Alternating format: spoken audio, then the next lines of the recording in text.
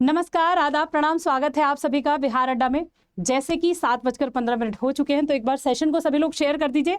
नमस्कार, नमस्कार, good evening, नमस्कार, good evening, good evening, good evening, good evening, नमस्कार, गुड इवनिंग, गुड इवनिंग। चलिए सेशन की कर लेते हैं शुरुआत। जैसे कि मैंने आप लोगों से वादा किया था कि कुछ ना कुछ नया तो हम लोग जानेंगे, तो फॉर्म फिलिंग के बारे में ही कुछ नया है, एक नई जानकारी है जो आप लोगों को देना मैंने ज़रूरी समझा। आप लोगों को ये जानकारी मिलनी चाहिए। तो ये जानकारी है आप लोगों के फॉर्म फिलिंग के डॉक्यूमेंट्स के बारे में। बहुत सारे बच्चे परेशान थे कि कौन कौन से डॉक्यूमेंट्स लगेंगे, तो उस पर थोड़ा सा बात कर लेते हैं। तो चलिए एक बार सेशन को सभी लोग शेयर कर दीजिए और देख लेते हैं कौन कौन से डॉक्यूमेंट्स हमारे लगेंगे। साथ ही सभी साथी बिल्कुल ना भूलें इस प्यारे से ऐप को डाउनलोड करना। इस ऐप में आप लोगों को ना डेली क्विज और सब्जेक्ट वाइज क्विज जैसी चीज़ें भी मिल जाती हैं। काफ़ी हेल्प मिलेगी आप लोगों को जब आप तैयारी कर रहे होंगे, है ना। क्वेश्चंस करने में हेल्प मिल जाती है यहाँ से। और साथ ही चैनल को भी सब्सक्राइब कर लीजिएगा अगर अभी तक नहीं किया है तो।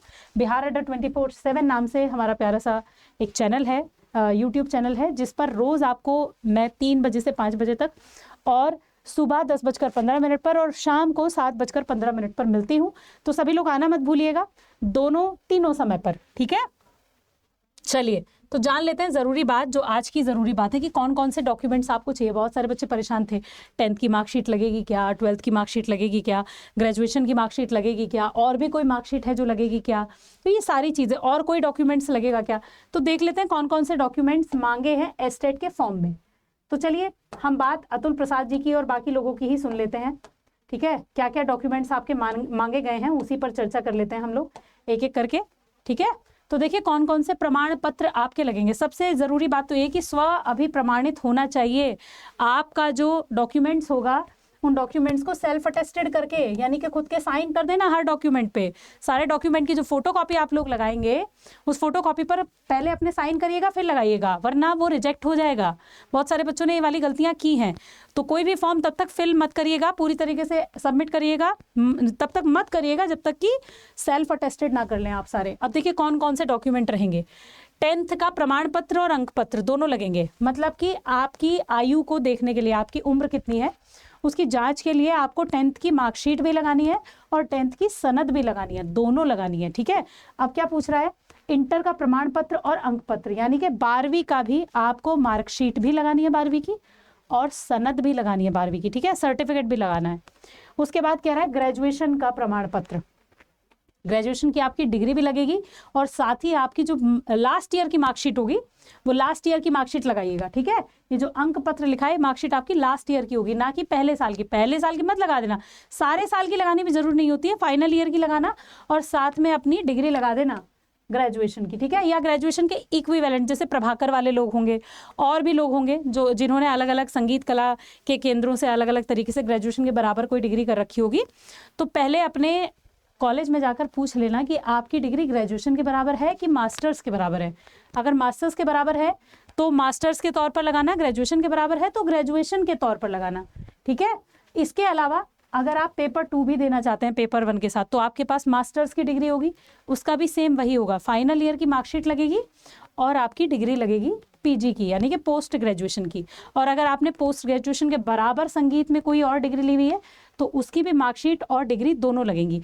कई जगह पर क्या है कि मार्कशीट और डिग्री एक ही है तो उसको 2 बार लगाइएगा, ठीक है। मार्कशीट के तौर पर भी वही लगेगी और डिग्री के तौर पर भी वही लगेगी, तो ये भी थोड़ा ध्यान रखना। बीएड का तो आप लोगों के लिए ज़रूरी है ही नहीं, अगर कर रखी है तो लगा सकते हैं, नहीं कर रखी है तो कोई ज़रूरी नहीं है, ठीक है। कोई और शैक्षणिक योग्यता, जैसे कि मान लो आपने म्यूजिक के अलावा भी किसी और चीज़ में ग्रेजुएशन की हो तो उसको लगा सकते हैं, लेकिन अदर में लगाइएगा, क्योंकि आप ग्रेजुएशन वाले हैं और ग्रेजुएशन आपकी म्यूजिक से होनी चाहिए, या मास्टर्स वाले हैं और मास्टर्स आपकी म्यूजिक से होनी चाहिए, तो आपकी जो प्राइमरी डिग्री होगी वो ग्रेजुएशन और मास्टर्स की म्यूजिक वाली होगी या उसके इक्विवेलेंट वाली, ठीक है। यहाँ पर ग्रेजुएशन वाला मत लगा देना, मास्टर्स वाला मत लगा देना, म्यूजिक की जगह पर उसे अदर में लगाना, ठीक है।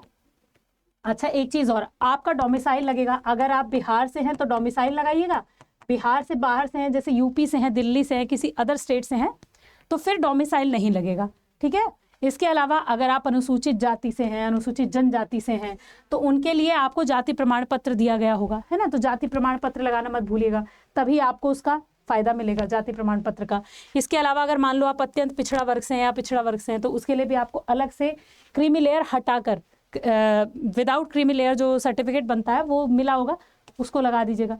एक चीज़ और, बहुत सारे लोग ऐसे होते हैं जो रिजर्वेशन चाहते हैं और मतलब फीमेल हैं, तो रिजर्वेशन के लिए अगर आप क्रीमी लेयर रहित हैं तो आपको जो अपना प्रमाण पत्र लगाना है, जाति प्रमाण पत्र लगाना है, वो पिता का लगाना है, ठीक है, पिता के द्वारा। पति वाला प्रमाण पत्र नहीं लगाना है, थोड़ा सा ध्यान दीजिएगा इस बात पर कि पिता वाला होना चाहिए, ठीक है। जाति से या अद्यतन आप कोई भी ऐसा प्रमाण पत्र लगा रही तो पति से जुड़ा ना हो, पिता से जुड़ा हो, ठीक है। अगर आप दिव्यांग हैं तो उसके लिए आपको जो प्रमाण पत्र दिया गया वो अभी लगेगा, उसको भी लगाना मत भूलना, और सारे सेल्फ अटेस्टेड होंगे डॉक्यूमेंट्स। इसके अलावा अगर आप सैनिक हैं, पहले सैनिक है, तो उसके लिए आपको एज रिलैक्सेशन के लिए एक सर्टिफिकेट दिया जाता है, वो सर्टिफिकेट लगेगा, ठीक है, वो सर्टिफिकेट लगाना भी मत भूलना। अच्छा, एक चीज़ और, जब ये सारे सर्टिफिकेट्स आप लगा लो, सर्टिफिकेट लगाने के बाद में आपने सेल्फ अटेस्टेड कर लिए हैं, अपलोड कर दिए हैं, सीधा सबमिट के बटन पर मत जाना, व्यू बटन देख लेना, व्यू बटन देख लेना कोई गलती ना हो, है ना, कोई गलती हो तो उसको सुधार लेना। डायरेक्ट ऐसे नहीं कि सबमिट कर दिया फिर वो वापस नहीं हो पाएगा, तो उसके बाद ही जब अच्छे से आप बिल्कुल संतुष्ट हो जाओ उसके बाद फॉर्म सबमिट करना, ठीक है। तो ये तरीका हो गया फॉर्म को फिलअप करने का। इसके अलावा अगर आप देखो तैयारी कर रहे हो तो तैयारी पर पूरी तरीके से मुस्तैद रहो, क्योंकि इस बार आपका जो एस्टेट है वो हर बार की तरह उतना आसान नहीं रहने वाला है। तो थोड़ा सा ये बात आपके दिमाग में होनी चाहिए कि एस्टेट आसान नहीं रहेगा, तो उसके लिए तैयारी करते रहनी है। तो यूट्यूब के सेशन जो मैं 3 बजे से 5 बजे तक क्लासेस ले रही हूँ, वो सारी क्लासेस लेते रहना आप लोग। और साथ ही एक और ज़रूरी चीज़, बाकी अदर सब्जेक्ट्स भी पढ़ते रहना अच्छे से, क्योंकि बीपीएससी में रियायत नहीं मिलेगी, ध्यान रखना। ये छोटी छोटी चीज़ें होती हैं जो बाद में आप लोगों को नुकसान करेंगी, तो इसका थोड़ा सा आप लोगों को ध्यान रखना है, ठीक है। अगर आप मेरे साथ जनक के साथ जुड़ के तैयारी करना चाहते हो तो उसके लिए क्या करना पड़ेगा वो भी बता दूँ। तो जनक से जुड़ने के लिए आप गूगल पर जाना और सर्च कर लेना अड्डा 247, ठीक है। सर्च करोगे पहला ही ऑप्शन खुल के आएगा, इस पर क्लिक करना। यहाँ देखो ऑल कोर्सेज लिखा होगा, बिल्कुल ऐसे ही फ़ोन में भी लिखा होगा, फ़ोन से करोगे ज़्यादा बेहतर है, आप लोगों का लाभ हो जाएगा, ठीक है। यहाँ ऑल कोर्सेज पर जाना, क्लिक करना, यहाँ स्टेट एग्जाम लिखा है, इस पर क्लिक कर देना। देखो एस्टेट पेपर 2 लिखा है, अगर पेपर 2 के लिए अप्लाई कर रहे हो तो यहाँ जाना, अगर पेपर 1 के लिए अप्लाई कर रहे हो तो यहाँ जाना। जैसे इस पर पेपर 1 पर क्लिक किया हमने, यहाँ देख रहे हो पेपर 1 जनक दिया हुआ है, ठीक है। ये बैच 26 तारीख से स्टार्ट हो रहा है, आज 22 खत्म हो ही गई है समझ लो।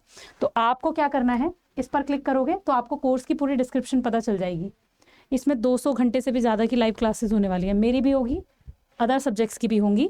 साथ ही आपको 150 से ज़्यादा पीडीएफ्स मिलेंगी अलग अलग सब्जेक्ट्स की, मेरे सब्जेक्ट की भी, बाकी भी। तो मेरे लिए तो बुक लेने की बिल्कुल ज़रूरत नहीं है। अगर आप जनक में हो तो बुक मत लेना, यूट्यूब से पढ़ रहे हो तो बुक ले लेना भाई, क्योंकि यूट्यूब पर मैं आपकी थ्योरी में आप मदद नहीं कर पाऊंगी, है ना। थ्योरी के लिए तो आपको खुद से पढ़ना पड़ेगा, और उसके लिए मैं आपको बता चुकी हूँ क्या क्या करना है, ठीक है। तो ये हो गया। इसमें आप देखना चाहते हो कौन कौन टीचर पढ़ा रहे हैं तो आप देख सकते हो, ये सारे टीचर्स आपको पढ़ा रहे हैं, ठीक है। ये सारे टीचर्स आपको पढ़ाएंगे, साथ में ओवरव्यू में आप देख सकते हो। अगर आप डेमो क्लास लेना चाहते हो तो ये रही आपकी डेमो क्लास आप यहाँ से देख सकते हो। इसके अलावा अगर आप देखना चाहते हो स्टडी प्लान तो यहाँ क्लिक करना, स्टडी प्लान आ जाएगा, ठीक है। कैसे ज्वाइन करोगे, बाय नाउ के ऑप्शन पर क्लिक करना, ऐसा प्लेटफॉर्म खुल के आएगा, यहाँ क्लिक करना, डायरेक्ट कंटिन्यू पे क्लिक मत करना, ठीक है। यहाँ क्लिक करके क्या करना है, यहाँ आपको कूपन कोड भरने के लिए बोलेगा, तो कूपन कोड की जगह पे आप क्या भर लेना, Y740 मेरा टीचिंग कोड है, उससे आप लोगों को डिस्काउंट भी मिल जाएगा और मेंटोरशिप भी मिल जाएगी, ठीक है। ये बैच आपको 1839 में दिख रहा है। अगर और डिस्काउंट चाहते हो तो यहाँ से गूगल से करने की बजाय क्या करना, ऐप डाउनलोड कर लेना, वहाँ से आपको और फ़ायदा मिल जाएगा, ठीक है। अड्डा 247 का ऐप होता है, अड्डा 24/7, ये ऐप आपको प्ले स्टोर पर मिल जाएगा।